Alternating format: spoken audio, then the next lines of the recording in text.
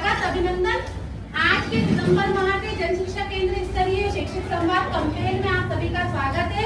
मैं अर्चना ठाकुर मास्टर आप सभी का स्वागत अभिनंदन करती हूँ। और आज के सितंबर माह के प्रशिक्षण में हम आरंभ करते हैं अपने पोस्ट वर्क से। हमने आपको पिछली बार एक पोस्ट वर्क दिया था, एक समस्या दी थी कि जिसका समाधान आप अपनी कक्षा के शिक्षण में कैसे करेंगे। तो अगर कोई पोस्ट वर्क करके लाया तो वह यहाँ बिंदु साझा करे। उसमें 2 टॉपिक थे। समस्यात्मक बच्चा दिया गया था कि जो बच्चे अपने पढ़ाई में संघर्ष कर रहे हैं उनके लिए आप क्या उपाय करेंगे, क्या तरीके करेंगे। कोई करके लाया है तो अपनी साझा कर लीजिए पोस्ट वर्क। देखो मैं बताऊं। हाँ, ये मैंने एक लड़की है, मेरे यहाँ तीसरी में है, हाँ, मनीषा, और उसकी बहन है दूसरी में। अब उनका क्या, उसकी 3 छोटी बहनें, पढ़ने में अच्छी है वो, तो मनीषा तीसरी में। अब उसकी मम्मी क्या करती है, कुछ बच्चे कराने जाती है, उसको बोलती है कि तो घर में बहन को संभाले। एक दिन वो मतलब अधिकतर है ना, बड़ी वाली को रखती जो पढ़ने में अच्छी है, उन्हीं को बोलती है। तो मैंने उनको बोला भाभी ऐसा करा करो, एक दिन इसको रखा करो, एक दिन इसको रखा करो, दोनों की पढ़ाई का नुकसान नहीं होगा। वो भी पढ़ लेगी, वो भी पढ़ लेगी, बच्ची भी समझ जाएगी। तो मैडम भी बकरी में जाओ, बेटा इतनी सहूलियत में दे दूंगी। और आपको मैंने कहा आपको ऐसा लगता है कि जल्दी आप मेरे को भाड़ा लेके जाना, कुछ लेने जाना है तो मैं छोड़ भी दूंगी, तो कोई दिक्कत नहीं है। वहाँ पर स्कूल भेजो दोनों को बागी लाने से, ठीक है। ऐसा मत करो कि आप उनको स्कूल मत भेजो। मतलब आपने वैकल्पिक तरीका अपनाया कि दोनों की पढ़ाई प्रभावित न हो, उनका कार्य भी होता रहे। एक दिन एक बच्ची आए, दूसरे दिन दूसरी बच्ची आए, जिससे वो आर्थिक विषमता भी नहीं हो, उनका कार्य भी चले और शिक्षण भी व्यवस्थित होता रहे। बहुत बढ़िया। सब एक बार ताली बजाएं मैडम के लिए। उद्देश्यों पर आते हैं। सभी अपने अपने उद्देश्य बताएंगे कि शैक्षिक संवाद के उद्देश्य क्या। पिछले गत माह हमने बताए थे उद्देश्य, आपको यह उद्देश्य दिख भी रहे होंगे। तो एक शिक्षक एक उद्देश्य साझा करें। क्या उद्देश्य? चर्चा के दौरान निर्धारित समय का पालन करना।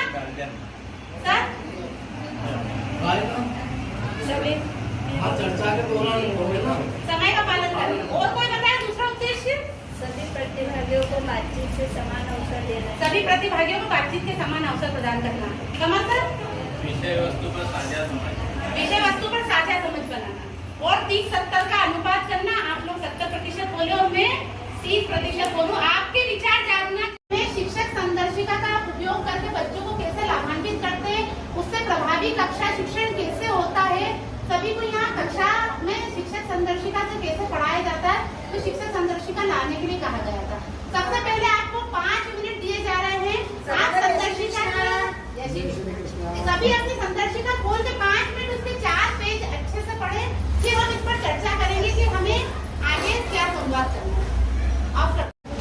आपके द्वारा जो शुरू के 3 पेज है वो पढ़ लिए गए, अच्छी तरीके से देख लिए गए। अब हम इस पर आगे बढ़ते हैं। हमारी जो संदर्शिका है वह शुरुआत में किस आधारित बनी हुई है, इसका पूरा जो ढांचा है वो शुरू के 3 पेज पर है। तो हमें बच्चों को किस शिक्षण पद्धति से पढ़ाना है वो हमारी संदर्शिका में लिखा हुआ। वो पद्धति क्या है हमारी? समझ के साथ पढ़ना। और हम उसके लिए क्या तरीका अपनाएंगे? बुनियादी साक्षर का ये एक अपने को ये ऐसा लक्ष्य है। अपन प्रक्रिया क्या करेंगे, अपने को मेन पॉइंट जानना है कि हमको हमारी कक्षा कैसे चलानी है, संचालित कैसे करना है, उसकी विधि क्या है। टीपीआर। और टीपीआर कब होगा? 15 मिनट तक होगा। हम जब पीरियड में जाते हैं, हमारा पहले कक्षा शिक्षण के पहले 15 मिनट क्या होगा? टीपीआर। अंग्रेजी की बात कर रही हूँ मैं, सिर्फ अंग्रेजी। अंग्रेजी की एक प्रक्रिया है टीपीआर, टोटल फिजिकल रिस्पॉन्स। मैं आपके सामने खड़ी हूँ तो क्या कर रही हूँ? Total physical response. अपनी शारीरिक क्रिया के द्वारा जब हम बच्चे को कुछ सिखाने की प्रयास करते हैं तो उसको बोलते हैं टीपीआर। ये एक सांकेतिक भाषा है, इसके द्वारा हम 15 मिनट तक अंग्रेजी शिक्षण करेंगे। वर्कबुक का अभ्यास बिना स्टेप फोल्डिंग के हो सकता है क्या? नहीं होगा। ये दोनों जुड़ी हुई चीजें हैं। स्केप फोल्डिंग और टीपीआर जुड़ी हुई है। जब तक स्केप फोल्डिंग नहीं होगी जब तक टीपीआर हो सकता है क्या? अब हम स्केप फोल्डिंग और टीपीआर की एक एक्टिविटी करते हैं। मैं सभी से निवेदन करूंगी कि सब अपने अपने स्थान पर खड़े होते हैं। बच्चों को टीपीआर से संबंधित गतिविधि दे रखी है। 1 से 10 सप्ताह तक इसमें रेडीनेस वीक चलता है और रेडीनेस वीक में टीपीआर स्केप फोल्डिंग जरूर होगा। जब बच्चा 1 से 10 सप्ताह तक रेडीनेस एक्टिविटी करता है तो बच्चा तैयार होता है आगे के लिए, कठिन अवधारणाओं को समझने के लिए। अब हम टीपीआर उसके फोल्डिंग साथ में करके देखते हैं। पहले आप मुझे देखेंगे, अभी कोई कुछ भी नहीं करेगा, यही हमारी कक्षा में करना है। बच्चों को निर्देश दीजिए कि अभी सब देखेंगे, फिर हम साथ में करेंगे और फिर आप स्वयं करेंगे। तो अभी आई डू हो रहा है, टीपीआर के साथ क्या हो रहा है, आई डू। अब मैं करके दिखा रही हूँ, jump jump jump, jump jump jump, sit down, stand up, sit down, stand up, play, play, walk, walk, run. ये सब बच्चों को टीपीआर के माध्यम से हमें छोटे छोटे छोटे छोटे क्रियाएं सिखानी है इंग्लिश में। बच्चा हिंदी में जानता है, संदर्शिका में टीपीआर की सारी गतिविधि दे रखी है। अब हम रीडू करेंगे टीपीआर के साथ।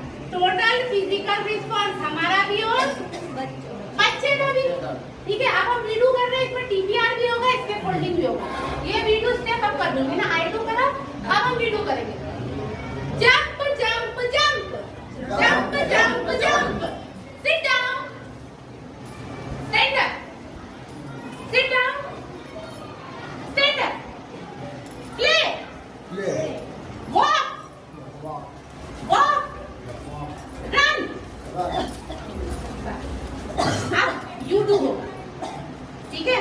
मैं सांकेतिक भाषा उपयोग करूंगी, इशारे करूंगी और आपको करना। Jump, sit down, stand up, play, walk, run, stop, click. इस प्रकार टीपीआर स्टेप फोल्डिंग दोनों हुआ। सभी सेट जाइए। जैसे ये है, pick up the book, pick up the paper, pick up the cup, pick up the bag, point करना, point pen, point to the pen, point to the madam, point to the chart, point to the board. ये चीजें TPR में। वो शब्द भी सीखता है, वो शब्द भी सीखेगा इंग्लिश के और आपके इंस्ट्रक्शन भी सीखेगा। इसके फोल्डिंग प्रक्रिया एक ऐसी प्रक्रिया है, जब आप बच्चे को कुछ सिखाते हैं तो बच्चा आपको पहले देखता है, सुनता है, समझता है, फिर जब हम साथ में करते हैं तो उसका अभ्यास होता है उसी चीज पे। और जब हम उसको अकेले करने के लिए बोलते हैं तो जो उसने समूह रूप में सीखा है ना, फिर वो अपने आप से होगी जब आपका उच्चारण सही, फंक्शन सही, फीचर। हम ऐसे बोलते जैसे साइकिल का या मोटरसाइकिल का मडघाट, हाँ, जबकि तो मडघाट मडघाट है। तो जब हम बोलते हैं ना सर, ये मारा समारो, ये हम बोलते तो बच्चा सीखेगा। मेरा, तुम्हारा, हमारा, आपका, ये जब शब्द स्कूल में यूज होंगे, जब बच्चा मालवी भाषा से अपनी मुख्य धारा में आएगा। पहले तो आप उसको मातृभाषा से हिंदी भाषा में लाएंगे और हिंदी भाषा से फिर इंग्लिश भाषा में लाएंगे। ये चीज तो जिसकी पानी को हम पानी, एकदम से आगे बढ़ सकते, अपन इसलिए बोलते कि हैं पानी ला, बच्चों को वो दिक्कत बोलते हैं पानी ला।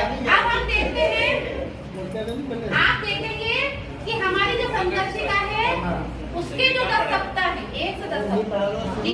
मैं हिंदी में भी लिख देती हूँ, बनी जाऊंगा।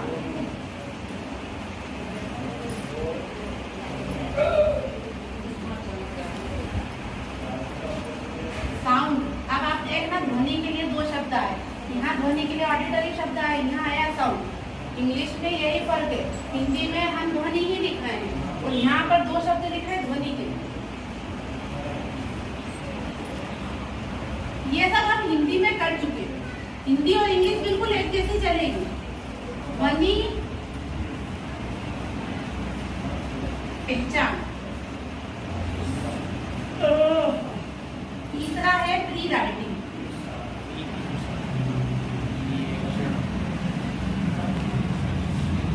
और चौथा है राइटिंग।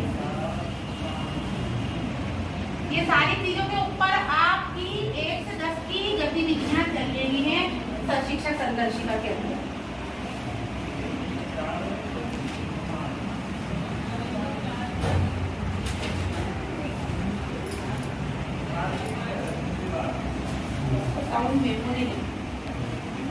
सपना मैडम तो पहली बार पढ़ा रहे, पहली दूसरी है ना?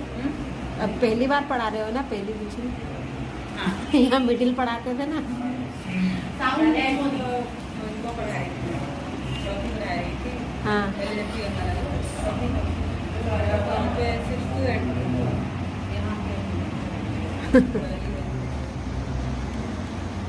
इतनी सारी गतिविधि 1 से 10 के बीच में हो रही है।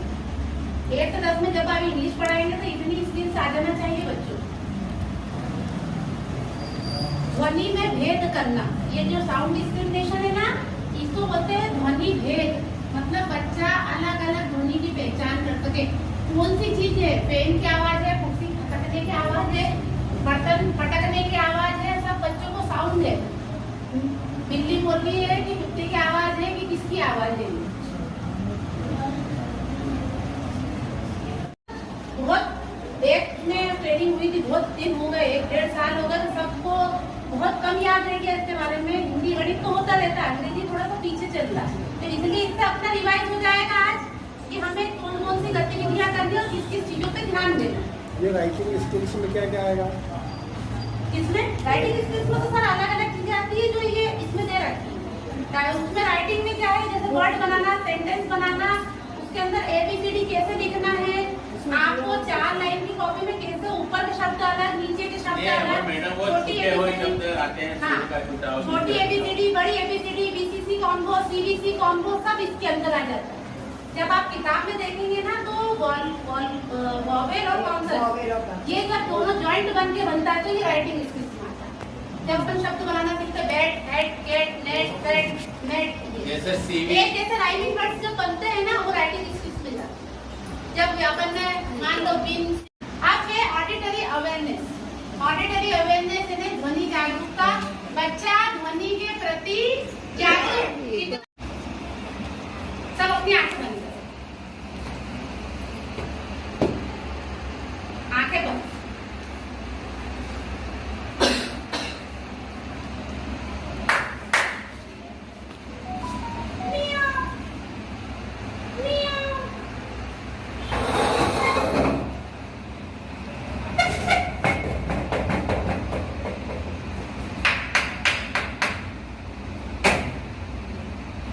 अब आंखें खोलिए। कितनी आवाजें सुनी आपने? 5। एक ताली और कुर्सी की, खटकने की और म्याऊं की, टेबल खटकने की और एक खांसने करने की, एक दीवार का डस्टर मारने की और खड़ा क्या बनाऊं मैं तो सारी आवाज तो जो ठीक थी वो जो बिल्ली की आवाज थी वो एकदम सेम वैसी कितनी बार होगी? और एक बात है, फैन चलने की आवाज किसी ने नहीं सुनी? फैन चल रहा, हाँ, इसमें वो साउंड भी आएंगे जो अलग रहेंगे। ये तो मैंने करे तो आपने सुन लिए, पर आप बच्चा वो आवाज भी सुनता है जो बाहर से आ रही है, जो पंखा घूम रहा है। मान लो आपके कक्षा के बाहर किसी बच्चे की थाली गिर गई, कोई गिर गया, कोई रो रहा है, कोई चिल्ला रहा है, ये सारी ध्वनि परिवेश की वो आ जाती है। जब हम बच्चे को साउंड के बारे में, ऑडिटरी अवेयरनेस का मतलब ये ध्वनि जागरूकता, बच्चे को परिवेश में होने वाली हर ध्वनि से अवगत कराना। साइलेंट मूवमेंट पे जब वो बैठा तो उसको कितनी आवाजें सुनती, हर बच्चा एक अलग ही जवाब देगा। यहाँ सबने सेम जवाब दिए, पर जब आप बच्चों से पूछोगे ना तो बच्चों के जवाब अलग अलग आते हैं। कोई बोलता है मैडम ये बीच में पीछे खसका तो मेरे को आवाज आ गई, इसमें पेन पटका तो मेरे को आवाज आ गई। सबके आवाज जो सबके सुनने की क्षमता बिल्कुल अलग है, तो सबके उदाहरण भी अलग अलग होंगे। हम बड़े हैं तो मैंने जो बोला वो आपने बताया, पर आपने मन से जो सुना वो नहीं बताया। इसमें बच्चों को वो भी इंक्लूड करना कि तुम्हें इसके अलावा और कौन कौन सी आवाजें समझ में आ रही है जो तुमने अपने आप ही सुनी। अब जैसे पंखा चलता है, पंखे चलने की आवाज ऑलमोस्ट तो होती है हर जगह। हमें बच्चे को ये बताना है कि कुछ अनसुनी ध्वनि भी रहती है और कुछ सुनी हुई ध्वनि भी रहती है। अब हम आते हैं साउंड डिस्क्रिमिनेशन, ध्वनि भेद। बच्चा ध्वनि में भेद कर सके, कौन सी जानवर की आवाज, कौन सी पशु पक्षी की आवाज। अब आप आंखें बंद करिए फिर से, म्याऊ, कू, कू, काय, काय। अब आंखें बंद। अब इसमें भेद करना है। मैंने कितनी आवाजें निकाली? 1। उसमें से जानवर की आवाज कितनी थी? तीनों थी क्या? एक थी। किसकी थी? बिल्ली की। दो आवाजें किसकी थी? पक्षी की थी, बर्ड्स की थी। कौन कौन से बर्ड्स थे? कोयल और मोर। कोयल और कौवा। अब अपन कोयल और कौवा बोल रहे हैं ना, इसको इंग्लिश में बताइए। क्रो। क्रो। इसमें कोई बता दे। अपने को याद है ना, ये तो याद है ना, ये पढ़ लो। हम लोग पकड़ के निकालते हैं तो वीडियो में अच्छी निकालते हैं। अब आगे समझ में, अगर कोई पूछे कि इसमें क्या पहचान है, क्या गतिविधि कराते हैं, तो हमको ये तो मालूम होना चाहिए कि हमने क्या करा है। ये एक सिंपल सी चीजें हैं सर, बच्चे को इंग्लिश का नॉलेज देने के लिए। हम टुकड़ों में जो नॉलेज देंगे ना, उससे बच्चा अपना मुंह खोलना चालू करेगा। अभी तो बच्चा मुंह भी नहीं खोलना चाहता इंग्लिश के लिए। उसको बोलने में, उच्चारण करने में बहुत तकलीफ होती है और वो झिझकता है। झिझक सबसे बड़ी दिक्कत है बच्चे की। हमें भी झिझक है और बच्चे में भी झिझक है अंग्रेजी को लेकर। हमें ये झिझक है, हम गलत तो नहीं सिखा रहे। वो बच्चे ऐसे मेरे स्कूल में तो सर उनको आगे बिठाइए, उनकी मैं झिझक बोलूं खत्म करिए। ऊंचा करो, नहीं करते मैडम, वो बनते हैं। उनको यहाँ खड़े करिए और उनसे बाल कविता करवाइए। नीचे गर्दन करने को उठाए बोलिए। कहना मैं तुझसे ज्यादा नीचे करूंगा। हाँ, एक्टिंग इज लिखा है, लेकिन लिखता कोई नहीं है। चलिए अब हम तीसरे उससे आते हैं। आज 13 है ना?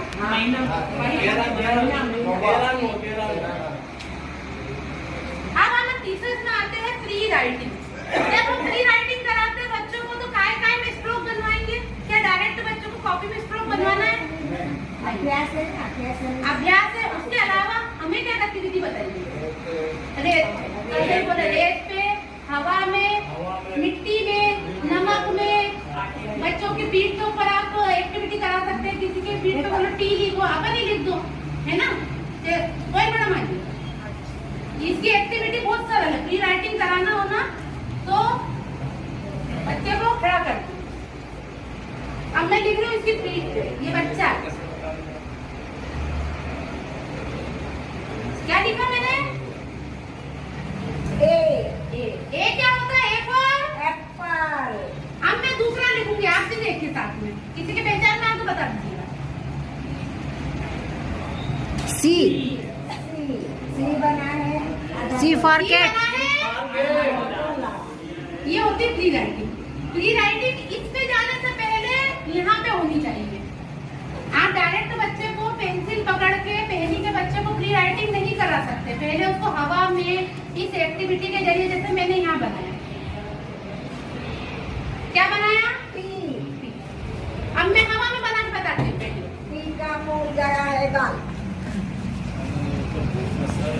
बताइए क्या बनाया? जोर से आवाज आनी चाहिए। इसे देखिए, बी फॉर बॉल।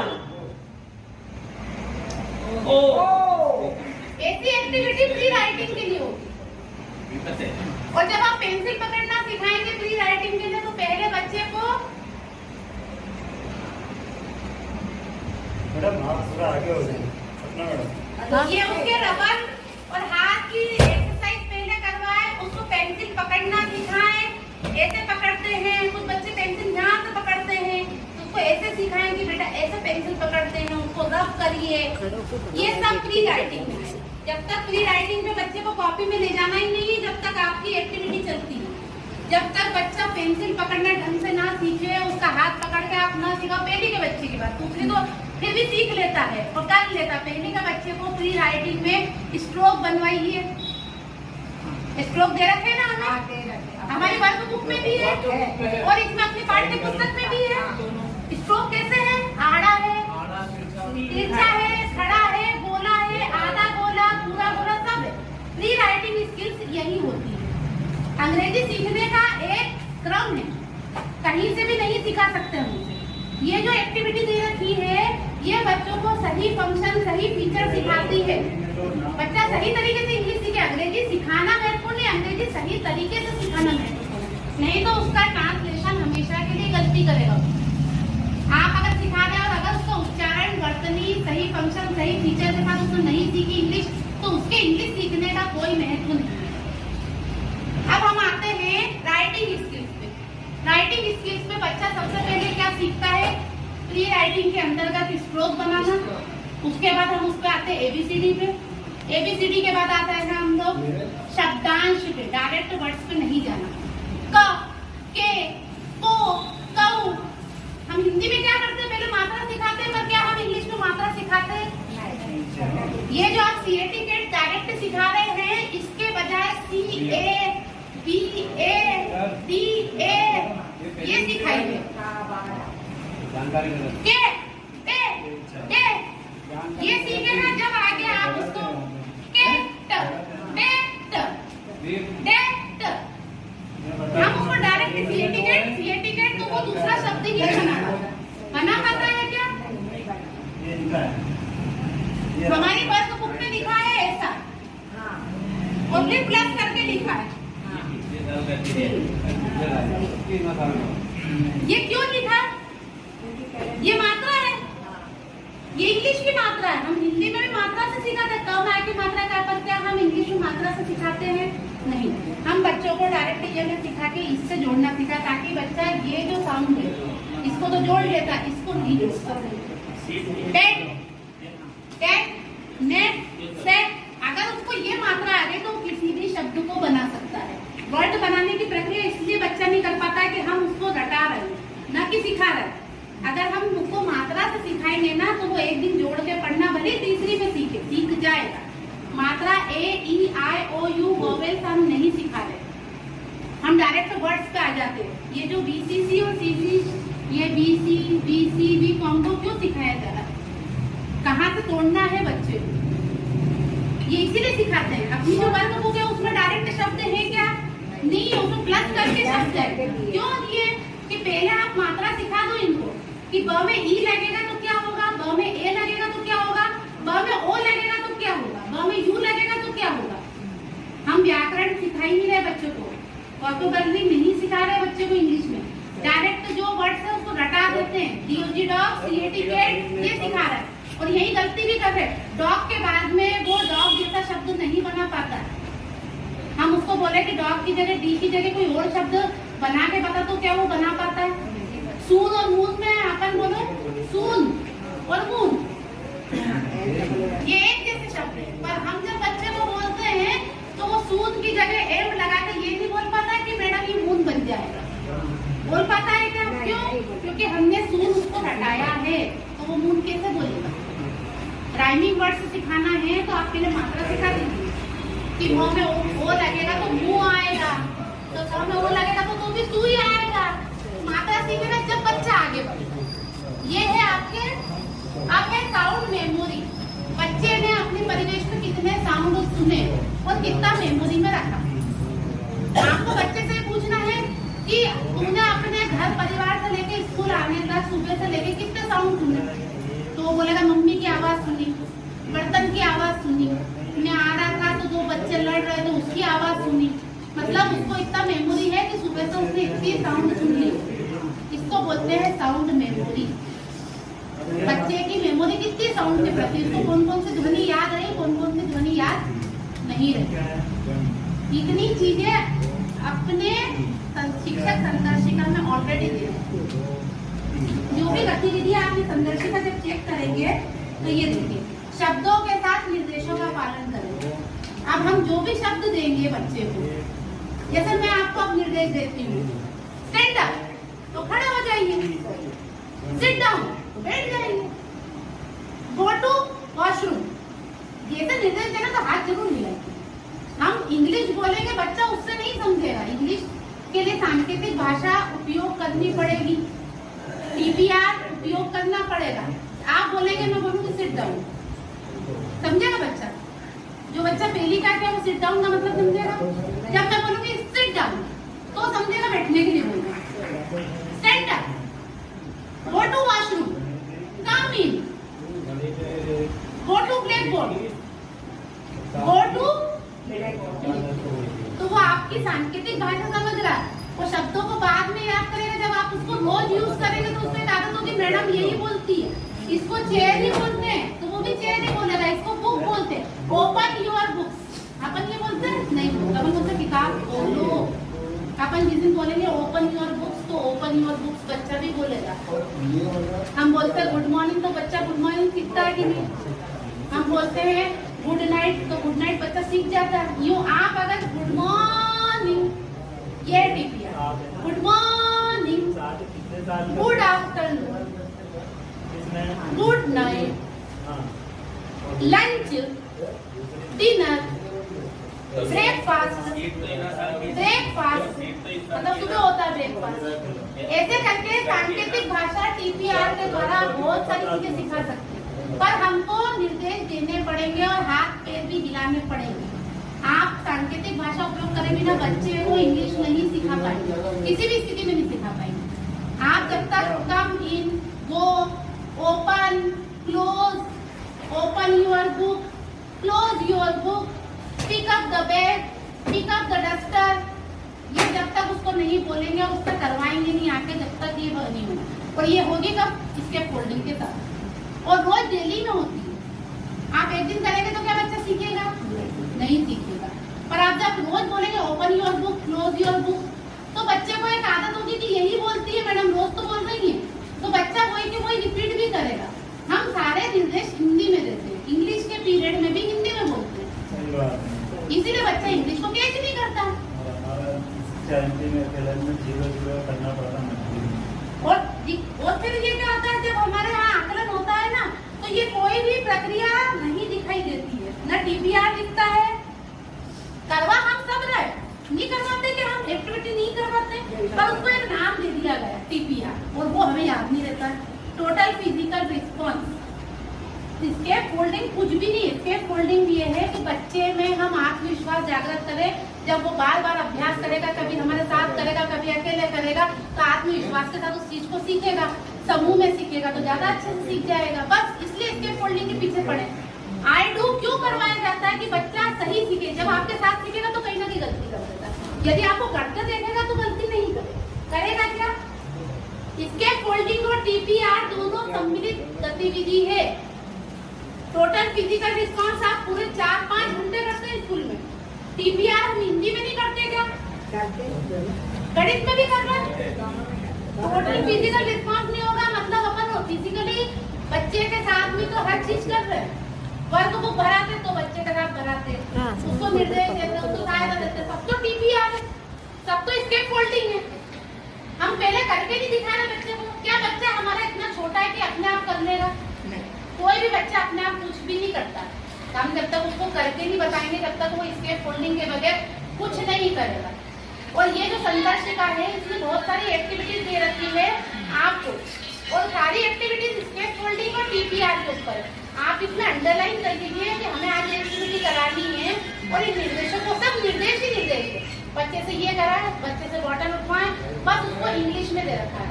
उठाने का मतलब पिकअप, रखने का मतलब वापस रख दो। इसमें सारी शब्दावली इंग्लिश में दे रखी है। हमें सिर्फ पढ़ के उसको फॉलो करना है।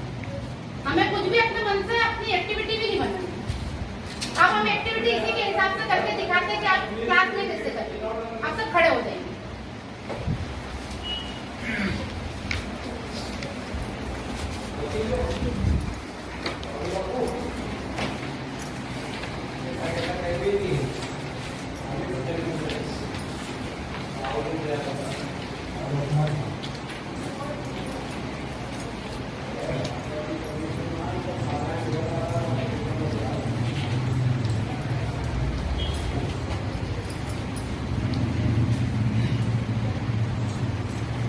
चलिए स्टार्ट करें। अब इसमें भी स्केप फोल्डिंग सबसे पहले करना। आप टीपीआर करें तो स्केप फोल्डिंग जरूर करें। दोनों जॉइंट गतिविधि है, स्केप फोल्डिंग के बगैर टीपीआर नहीं होगा। ठीक है, अब पहले सब मुझे देखेंगे। ऐसे आपको अपने बच्चों को बोलना कि पहले कोई नहीं करेगा, सब मुझे देखेंगे। भले एक्शन कर सकते बच्चे, पर बोलना नहीं है। Turn around, sit down, stand up, point to the pen। 4 ही लाइन ली मैंने, ज्यादा नहीं ली क्योंकि हमारे बच्चे का थोड़ा सा स्तर कमजोर रहता, पहली दूसरी का बच्चे। अब हम साथ में करेंगे। Turn around, sit down, stand up,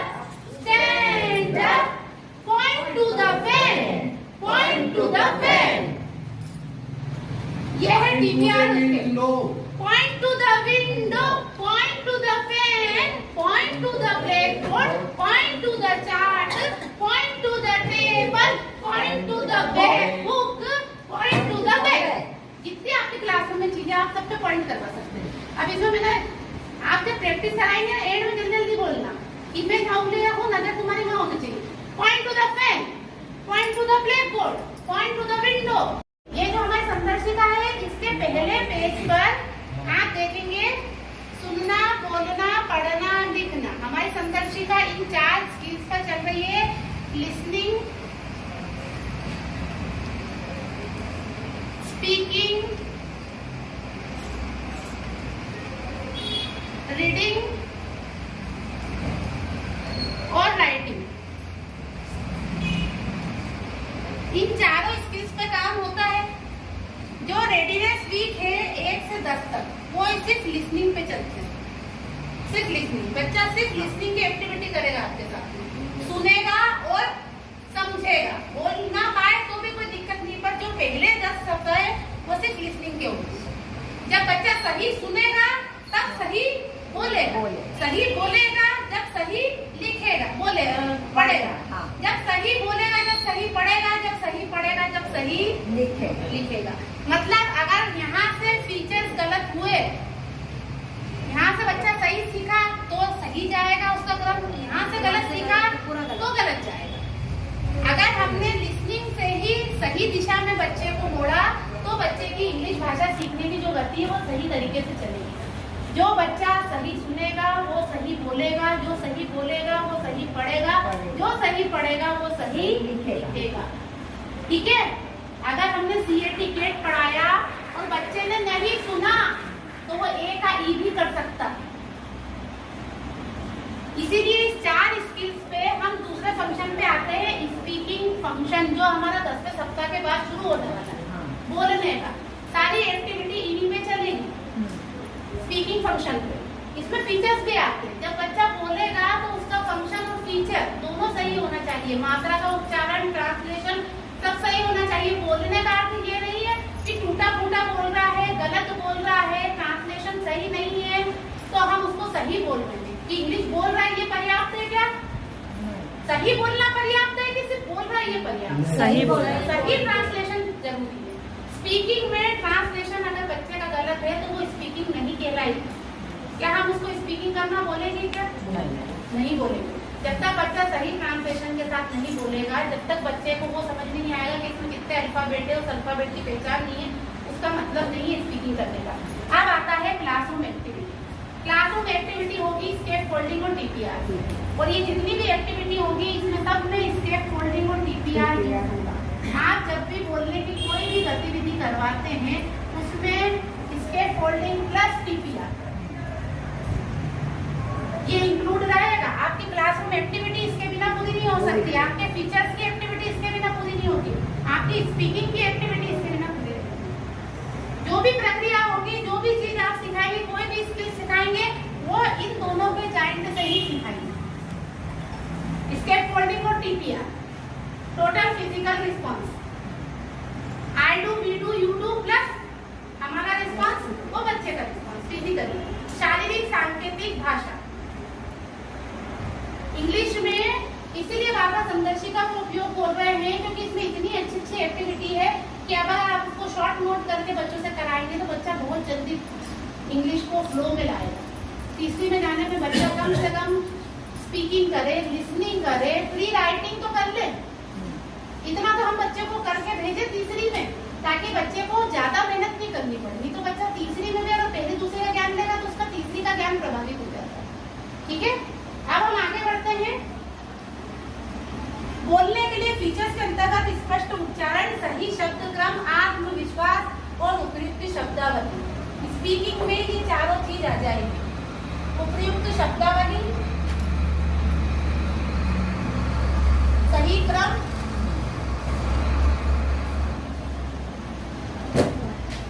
उच्चारण और आत्मविश्वास, कॉन्फिडेंस। जब तक बच्चे में झिझक है, जब तक क्या वो इंग्लिश बोल पाएगा? नहीं। और वो कॉन्फिडेंस लाएगा कौन? हम पहले तो हमें अपनी नेगेटिविटी, हमारी मानसिकता बदलना है कि बच्चा इंग्लिश नहीं सीख सकता। हम ये सोचते हैं कि बच्चे को इंग्लिश टफ पढ़ती है, ये हमारी मानसिकता। हम पहले से सोच के रख लेते कि तुझे तो नहीं आएगा, पहले से ही बोल देते, पहले से भविष्यवाणी करते बच्चे के प्रति, जबकि हो सकता है उस बच्चे में पोटेंशियल हो, वो सीख जाए। तो हमारी नेगेटिविटी पहले दूर करना है। हमें ये किसी बच्चे को नहीं बोलना है कि तुझे नहीं आता या तू नहीं कर सकता, नहीं सब कर सकता, सब बच्चा सब कर सकता है। आपको अपने पूर्वाग्रह से जो बच्चा आप ग्रसित कर रहे हैं उस नेगेटिविटी को खत्म करिए। हमारी जो केस स्टडी है वो इसी पर आधारित रहेगी। चलिए अब हमारे सर आपको कुछ निर्देश देंगे। एक दिन कक्षा में मैडम ने सभी बच्चों को उनके पसंदीदा खेल पर 5-6 पत्ते लिखने को कहा। बच्चों ने नोटबुक निकाली और लिखने का प्रयास करने लगे। कुछ देर बाद मैडम कक्षा में घूमती हुई बच्चों का कार्य देख रही थी। उन्होंने देखा कि अमन ने अभी तक पेज में कुछ नहीं लिखा है। उन्होंने अमन को खड़ा किया और कहा, मैडम तुमने अभी तक कुछ भी नहीं लिखा। अमन, मैडम मैं पंक्तियाँ सोच रहा हूँ। मैडम मुझे पता था तुम नहीं लिखोगे, तुम बैठे हो, मुझे दूसरे बच्चों की नोटबुक देखने दो। अगली बार से मैं तुम्हें थोड़ा आसान काम दूंगी। आगे जाकर मैडम पूजा की नोटबुक ABCD वाली पोयम है। एक की होती दो टांगे, एक ही होती दो टांगे, बी बना है 3 से, बी बना है 3 से, सी बना है आधा गोला, सी बना है आधा गोला, डी के पेट में बनी लकीर, डी के पेट में बनी लकीर, ई के होते 3 हाथ, ई के होते 3 हाथ, एफ बनारा 2 हाथों का, एफ बेचारा 2 हाथों का, जी के पेट के अंदर, जी का पेट है पेट के अंदर, एच बना है कुर्सी के जैसा, एच बना है कुर्सी के जैसा, आई बना है खम्बे जैसा, आई बना है खम्बे जैसा, जे बन गया छतरी का डंडा, जे बन गया छतरी का डंडा, के का खुला हुआ है मुंह, के का फूला हुआ है मुंह, एल बेचारा सीधा साधा, एल बेचारा सीधा साधा, एम के अंदर बना है झूला, एम के अंदर बना है झूला, एन के होते 3 पैर, एन के होते 3 पैर, ओ बना है चंदा गोला, ओ बना है चंदा गोला, पी का फूल गया है गाल, पी का फूल गया है गाल, क्यू के होती छोटी पूछ, क्यू की होती छोटी पूछ, आर के अंदर चला है तीर, आर के अंदर चला है तीर, एस बना है सांप जैसा, एस बना है सांप जैसा, टी के ऊपर बनी है छत, टी के ऊपर बनी है छत, यू बना है कुएं जैसा, यू बना है कुएं जैसा, बी बना है कौवे की चोंच, बी बना है कौवे की चोंच, डब्ल्यू बना है उल्टा एम, डब्ल्यू बना है उल्टा एम, एक्स बना खतरे का निशान, एक्स बना खतरे का निशान, वाई बना है टावर जैसा, वाई बना है टावर जैसा, जेड बन गया GTV, जेड बन गया ZTV, खत्म हो गई ABCD। बहुत बढ़िया, गोयल मैडम के लिए तालियां।